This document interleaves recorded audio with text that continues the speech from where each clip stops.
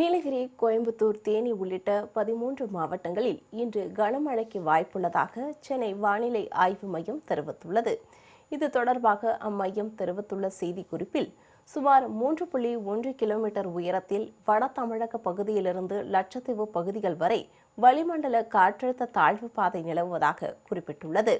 சுமார் 1.5 கிலோமீட்டர் உயரம் வரை கிழக்கு உத்தரப்பிரதேசத்திலிருந்து கிழக்கு மத்திய பிரதேசம், கிழக்கு விதர்பா மற்றும் தெலுங்கானா வழியாக தெற்கு கடலோர ஆந்திர பிரதேசம் வரை வளிமண்டல காற்றழுத்த தாழ்வு பாதை நிலவுவதாகவும் தெரிவிக்கப்பட்டுள்ளது.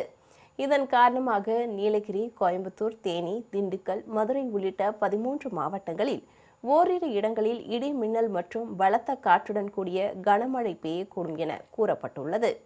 ஏனைய தமிழகத்தில் ஒரு சில இடங்களிலும், புதுவை மற்றும் காரைக்கால் பகுதிகளிலும் லேசானது முதல் மிதமான மழை பெய்யக்கூடும் என குறிப்பிடப்பட்டுள்ளது. சென்னையை பொறுத்தவரை வானம் ஓரளவு மேகமூட்டத்துடன் காணப்படும் என்றும், நகரின் ஓரிரு பகுதிகளில் இடி மின்னலுடன் கூடிய லேசான மழை பெய்ய வாய்ப்புள்ளது என்றும் தெரிவிக்கப்பட்டுள்ளது.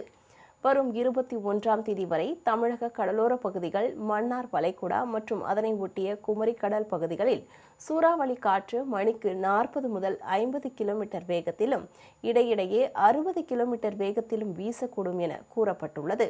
இதனால் இந்த பகுதிகளுக்கு மீனவர்கள் செல்ல வேண்டாம் என்று அறிவுறுத்தப்பட்டுள்ளது.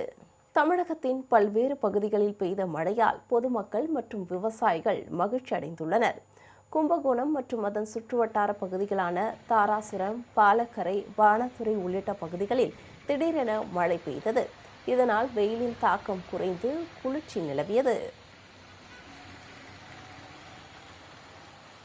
சிவகங்கை மாவட்டம் காரைக்குடி மற்றும் அதன் சுற்றுவட்டார பகுதிகளில் இடியுடன் கூடிய கனமழை பெய்தது. சுமார் 1 மணி நேரத்திற்கும் மேலாக பெய்த மழையின் காரணமாக சாலைகளில் நீர் பெருக்கெடுத்து ஓடியது.